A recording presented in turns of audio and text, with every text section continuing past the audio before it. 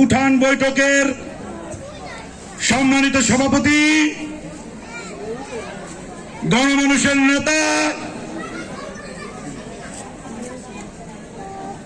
সোনারগাঁও থানা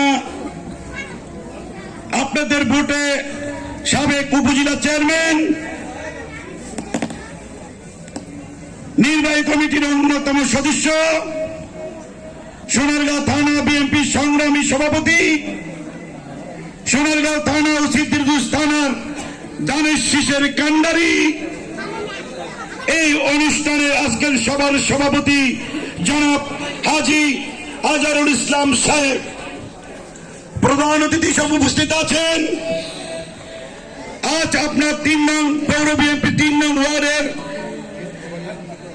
একটা উঠান বৈঠকের আমাদের সৌভাগ্য, কত ভালো, ঢাকা বিভাগীয় বিএনপির সাংগঠনিক সম্পাদক বেনজির আহমেদ টিটু ভাই, আরো উপস্থিত আছেন প্রধান বক্তা হিসাবে সোনারগাঁও থানা বিএনপির সংগ্রামী সাধারণ সম্পাদক হাজী মোশাররফ হোসেন সাহেব, আরো উপস্থিত আছেন পৌর বিএনপির সভাপতি হাজী সার্জন মেম্বার,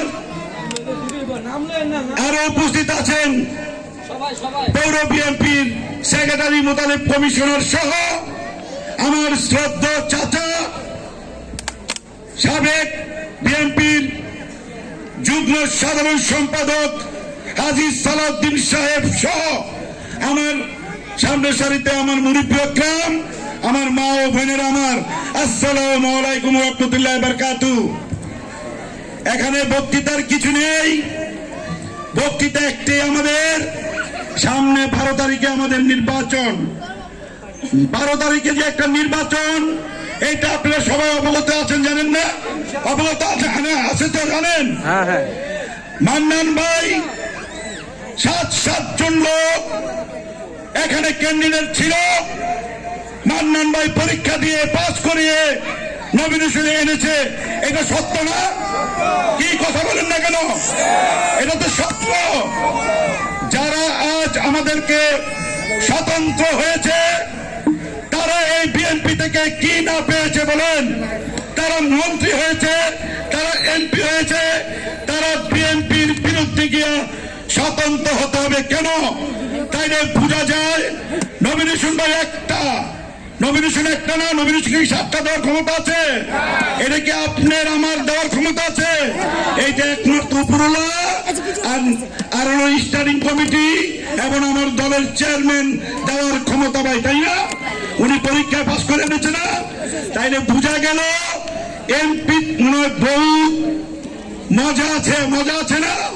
মজা না হলে তারা এই দল দিয়ে কি না করেছে, এমপি মন্ত্রী হয়েছে, হাজার হাজার কোটি টাকা কামাইছে, এর আজকে দলের বিরুদ্ধে স্বতন্ত্র হইলো, তাহলে কি আর আমার দলের লোক? দলের লোক? তারা তোমার দলের লোক না, তারা হলো গিয়া আওয়ামী লীগের দোষর, আওয়ামী লীগের দোষর না? যেহেতু ধানের শীষের বিপক্ষে গিয়ে দাঁড়াইছে, তারা আওয়ামী লীগের দোষর না? কি ভাই কথা বলেন না কেন? আপনাদেরকে তারা বলবে, কি বলবে?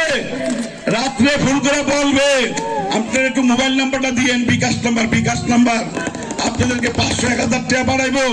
ভাই আপনাদের 17 বছরের আমানত 500-1000 টাকা দিয়া ভাই ভোটটা নষ্ট করেন না ভাই। বাংলাদেশে চালার মতন ভাই একজন সজ্জন ব্যক্তি আছে, আমাদের চেয়ারম্যান সাহেব তারেক রহমান সাহেব, সুযোগ্য, জিয়া রহমানের সুযোগ্য সন্তান, একমাত্র তারেক রহমানই আছে বাংলাদেশ চালার মতন। বাংলাদেশ এখন শূন্যের কোঠায় ভাই। 12 তারিখে আমরা সঠিকভাবে ধানের শীষে ভোটটা দিয়ে আমরা রাষ্ট্র ক্ষমতায় তারেক জিকে আনতে চাই, আমরা আনতে চাই। আমরা কেউ ফাঁদে বাদ দিবেন না, সেই আশা ব্যক্ত করে সকলের সুস্বাস্থ্য কামনা করে আজহারুল ইসলাম মান্নান ভাইয়ের সালাম জানিয়ে আমার বক্তব্য শেষ করলাম। আসসালামু আলাইকুম ওয়া রাহমাতুল্লাহি ওয়া বারাকাতুহু। ধন্যবাদ।